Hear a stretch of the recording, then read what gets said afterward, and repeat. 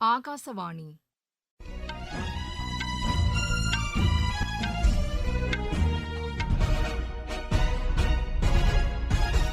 செய்திகள் வாசிப்பவர் வாணி ஸ்ரீராம். தலைப்புச் செய்திகள்: 2035ஆம் ஆண்டில் இந்தியா தனது விண்வெளி மையத்தை அமைக்கும் என்று பிரதமர் திரு நரேந்திர மோடி நம்பிக்கை தெரிவித்துள்ளார். 100வது சுதந்திர ஆண்டு கொண்டாட்டத்தின்போது இந்தியா அனைத்து துறைகளிலும் முதலிடம் வகிக்கும் என்று உள்துறை அமைச்சர் திரு அமித் ஷா கூறியுள்ளார். புத்தாக்க நிறுவனங்கள் எதிர்காலத்தில் மிகப்பெரிய வளர்ச்சியை பெறும் என்று மத்திய வர்த்தக மற்றும் தொழில்துறை அமைச்சர் திரு பியூஷ் கோயல் தெரிவித்துள்ளார். இஸ்ரேல் மற்றும் ஹமாஸ் அமைப்பினர் இடையே அடுத்த வாரம் போர் நிறுத்தம் ஏற்படும் என்று அமெரிக்க அதிபர் திரு ஜோ பைடன் கூறியுள்ளார். கேலோ இந்தியா பல்கலைக்கழக விளையாட்டுப் போட்டியில் ஆடவர் கால்பந்து பிரிவில் காலிகட் பல்கலைக்கழகம் சாம்பியன் பட்டம் வென்றுள்ளது. இனி விரிவான செய்திகள். 2035ஆம் ஆண்டில் இந்தியா தனது விண்வெளி மையத்தை அமைக்கும் என்று பிரதமர் திரு நரேந்திர மோடி நம்பிக்கை தெரிவித்துள்ளார். திருவனந்தபுரம் விக்ரம் சாராபாய் விண்வெளி மையத்தில் 1800 கோடி ரூபாய் மதிப்பிலான விண்வெளி உட்கட்டமைப்பு திட்டங்களை அவர் இன்று தொடங்கி வைத்தார். ஸ்ரீஹரிகோட்டாவில் PSLV ஒருங்கிணைப்பு வசதி, மகேந்திரகிரியில் புதிதாக செமி கிரையோஜெனிக்ஸ் ஒருங்கிணைந்த என்ஜின் மற்றும் சோதனை வசதி, திருவனந்தபுரத்தில் ட்ரிசோனி காற்று சுரங்கப்பாதை ஆகிய திட்டங்கள் இதில் அடங்கும். ககன்யான் திட்டத்திற்கான ஏற்பாடுகள் தொடர்பாக ஆய்வு மேற்கொண்ட பிரதமர் அதில் பங்கேற்கும் 4 விண்வெளி வீரர்களின் பெயர்களை இன்று அறிவித்தார். இந்த நிகழ்ச்சியில் பேசிய பிரதமர், இந்திய விண்வெளி வீரர்கள் விரைவில் நிலவில் கால் பதிப்பார்கள் என்று குறிப்பிட்டார். விண்வெளித்துறையில் நாடு பெற்றுள்ள வெற்றியானது இளம் தலைமுறையினர் மத்தியில் அறிவியலில் சாதிக்க வேண்டும் என்ற எண்ணத்தை ஏற்படுத்தியுள்ளதாக திரு நரேந்திர மோடி தெரிவித்தார். பிஜேபி தலைமையிலான தேசிய ஜனநாயக கூட்டணி நாட்டு மக்களுக்கு சேவையாற்ற தயாராக இருப்பதாக பிரதமரும் மூத்த பிஜேபி தலைவருமான திரு நரேந்திர மோடி தெரிவித்துள்ளார். 2 நாள் பயணமாக தமிழகம் வந்துள்ள அவர் இன்று திருப்பூர் பல்லடத்தில் நடைபெற்ற பொதுக்கூட்டம் ஒன்றில் பங்கேற்று பேசினார். எண் மண் எண் மக்கள் யாத்திரை வெற்றிகரமாக அமைந்தது என்று அவர் தெரிவித்தார். தமிழ் மொழியையும் மக்களையும் தாம் மிகவும் நேசிப்பதாகவும் அதுவே காசி தமிழ்ச் சங்கமம் நிகழ்ச்சியை தொடங்க காரணம் என்றும் பிரதமர் கூறினார். பிரதமர் வீடு கட்டும் திட்டத்தின் கீழ் 3.5 கோடி பேருக்கு வீடுகள் வழங்கப்பட்டுள்ளதாகவும் முத்ரா திட்டத்தின் கீழ் 2 லட்சம் கோடி ரூபாய் நிதி உதவி வழங்கப்பட்டுள்ளதாகவும் அவர் குறிப்பிட்டார். சமூகத்தில் உள்ள அனைவரது நலனுக்காகவும் மத்திய அரசு பாடுபட்டு வருகிறது என்று அவர் தெரிவித்தார். வளர்ச்சி பாரதம் யாத்திரையின் மூலமாக நாட்டின் மூலை முடுக்கெங்கும் அரசு சென்றடைந்துள்ளதாக அவர் கூறினார். மறைந்த முன்னாள் முதலமைச்சர்கள் MG ராமச்சந்திரன் மற்றும் ஜெயலலிதா இருவரும் தமிழகத்தில் நல்லாட்சி தந்ததாக திரு நரேந்திர மோடி புகழாரம் சூட்டினார். இக்கூட்டத்தில் பேசிய மத்திய இணையமைச்சர் திரு எல் முருகன், தமிழக மக்களின் நலன்களை பிரதமர் திரு நரேந்திர மோடி காத்து வருவதாக தெரிவித்தார். 100வது சுதந்திர ஆண்டு கொண்டாட்டத்தின்போது இந்தியா அனைத்து துறைகளிலும் முதலிடம் வகிக்கும் என்று உள்துறை அமைச்சர் திரு அமித் ஷா கூறியுள்ளார். குஜராத்தில் உள்ள கலோல் நகரில் புதிதாக கட்டப்பட்ட மருத்துவக் கல்லூரியை அவர் இன்று தொடங்கி வைத்தார். அப்போது நாட்டில் முழுமையான வளர்ச்சியை ஏற்படுத்துவதற்காக தேசிய ஜனநாயக கூட்டணி அரசு பாடுபட்டு வருகிறது என்று கூறினார். கடந்த 10 ஆண்டுகளில் மருத்துவக் கல்வி உள்ளிட்ட பல்வேறு உயர்கல்விக்கான வாய்ப்புகளை அரசு அதிகரித்துள்ளதாகவும் பாடத்திட்டங்களில் திருத்தம் கொண்டு வந்துள்ளதாகவும் அவர் குறிப்பிட்டார். புதிய கல்விக் கொள்கை மொழி சார்ந்த தாழ்வு மனப்பான்மையை அகற்றும் என்று அமைச்சர் தெரிவித்தார்.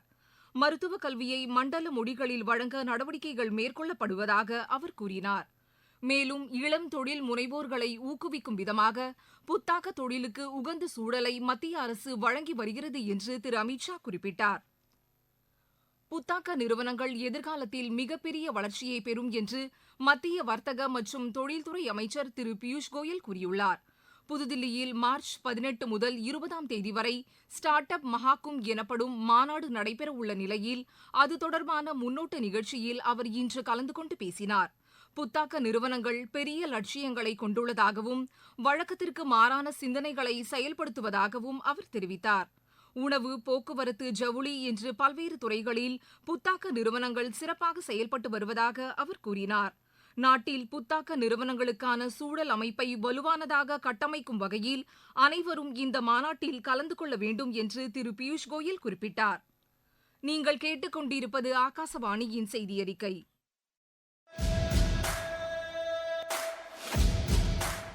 மக்களவைத் தேர்தல் 2024 சென்னை அகில இந்திய வானொலியின் மாநில செய்திப் பிரிவு வழங்கும் மக்களவைத் தொகுதிகள் குறித்த கண்ணோட்டம். மக்களவை தொகுதிகள் குறித்த விவரங்களை முழுமையாக வழங்கும் இந்த நிகழ்ச்சி இரவு மணி 8:05 முதல் 8:20 வரை நாள்தோறும் இதே அலைவரிசையில் ஒலிபரப்பாகிறது.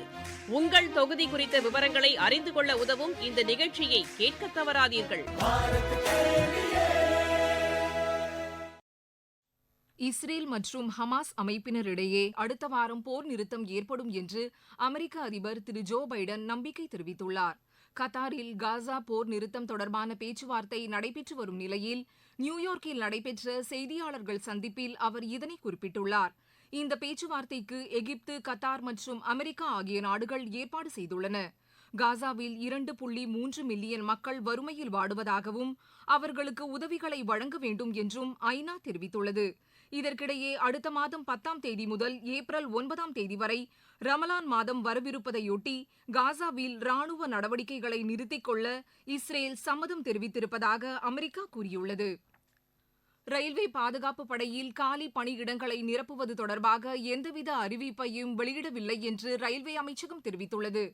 4208 கான்ஸ்டபிள்கள் மற்றும் 452 சப் இன்ஸ்பெக்டர்கள் பணியிடங்களை நிரப்புவது தொடர்பாக rtuexam.net என்னும் இணையதளத்தில் போலியான அறிவிப்பு வெளியாகியுள்ளது என்றும் ரயில்வே பாதுகாப்பு படை அல்லது ரயில்வே அமைச்சகத்தின் இணையதளத்தில் அதுபோன்ற எந்த அறிவிப்பும் வெளியாகவில்லை என்றும் தெளிவுபடுத்தியுள்ளது. பொதுமக்கள் அந்த செய்தியை நம்ப வேண்டாம் என்றும் அமைச்சகம் வெளியிட்டுள்ள செய்திக்குறிப்பில் கூறப்பட்டுள்ளது. தென்காசி மாவட்டம் தமிழக கேரள எல்லைப் பகுதியில் எஸ் வளைவு என்ற இடத்தில் ரயில் விபத்தை தடுத்து நிறுத்திய முதியவர்கள் திரு சண்முகையா, திருமதி வடக்குத்தியாள் தம்பதியினரின் வீர தீர செயலை பாராட்டி முதலமைச்சர் திரு மு க ஸ்டாலின் 5 லட்சம் ரூபாய் வெகுமதி வழங்கி உத்தரவிட்டுள்ளார். கடந்த ஞாயிற்றுக்கிழமை நள்ளிரவு திருமங்கலம் கொல்லம் தேசிய நெடுஞ்சாலையில் விபத்துக்குள்ளான லாரி ரயில் தண்டவாளத்தில் கவிழ்ந்து விழுந்தது. அப்போது அந்த பகுதியில் வசித்த அந்த முதியவர்கள் இருவரும் சற்று தூரத்தில் ரயில் வந்து கொண்டிருக்கும் சத்தத்தை கேட்டு தண்டவாளம் வழியாக சென்று கையில் வைத்திருந்த டார்ச் லைட் ஒளியின் மூலம் ரயில் ஓட்டுநருக்கு சைகை காண்பித்து ரயிலை நிறுத்தி ஏற்படவிருந்த பெரும் விபத்தை தடுத்து நிறுத்தினர். பாரா விளையாட்டு வீரர்கள் மற்றும் வீராங்கனைகளின் சாதனைகளை நாட்டு மக்கள் அனைவரும் கொண்டாட வேண்டும் என்று மத்திய விளையாட்டுத்துறை அமைச்சர் திரு அனுராக் தாக்கூர் கூறியுள்ளார்.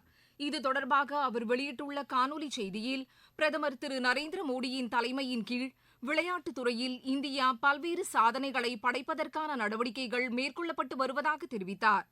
புதுதில்லி, பெங்களூரு, மும்பை உள்ளிட்ட 10 நகரங்களில் உள்ள தேசிய திறன் மையங்களில் 103 விளையாட்டு வீரர்கள் மற்றும் 97 வீராங்கனைகளுக்கு பயிற்சி அளிக்கப்படும் என்று அமைச்சர் குறிப்பிட்டார். மத்திய ஆயுஷ் அமைச்சகம் RIS எனப்படும் வளரும் நாடுகளுக்கான ஆய்வு மற்றும் தகவல் அமைப்பு நிறுவனம் இடையே புதுதில்லியில் இன்று புரிந்துணர்வு ஒப்பந்தம் கையெழுத்தானது. மத்திய வெளியுறவு விவகாரங்கள் துறையின் ஒரு அங்கமாக இந்த RIS விளங்குகிறது. இந்த ஒப்பந்தமானது RIS உடன் கல்விசார் ஒத்துழைப்பை வழங்கும் என்று ஆயுஷ் அமைச்சகம் தெரிவித்துள்ளது. இது தொடர்பாக பேசிய ஆயுஷ் அமைச்சக செயலாளர் திரு வைத்யா ராஜேஷ் கொட்டேச்சா, கடந்த 9 ஆண்டுகளில் ஆயுஷ் உற்பத்தி துறையானது 8 மடங்கு வளர்ச்சி அடைந்திருப்பதாக தெரிவித்தார். கேலோ இந்தியா பல்கலைக்கழக விளையாட்டுப் போட்டியில் ஆடவர் கால்பந்து பிரிவில் காலிக்கட் பல்கலைக்கழகம் சாம்பியன் பட்டம் வென்றுள்ளது. மிசோரம் மாநிலம் ஐஸ்ராலில் இன்று நடைபெற்ற இறுதிப் போட்டியில் அந்த அணி கேரள பல்கலைக்கழக அணியை 2-1 என்ற கோல் கணக்கில் தோற்கடித்தது. இந்த போட்டியில் கேரளாவைச் சேர்ந்த 3 அணிகள், பஞ்சாப் மற்றும் மேற்கு வங்கத்தை சேர்ந்த தலா 2 அணிகள் மற்றும் மகாராஷ்டிராவை சேர்ந்த 1 அணி உட்பட 8 பல்கலைக்கழகங்கள் பங்கேற்றன. துருக்கியில் நடைபெற்ற பெண்கள் கால்பந்து கோப்பை போட்டியில் இந்தியா 2வது இடம் பிடித்துள்ளது. இன்று அலன்யாவில் நடைபெற்ற இறுதிப் போட்டியில் கொசோவோ 1-0 என்ற கோல் கணக்கில் இந்திய அணியை வென்றது. மகளிர் பிரீமியர் லீக் கிரிக்கெட் போட்டியில் பெங்களூரு அணி இன்று குஜராத் அணியை எதிர்கொள்கிறது.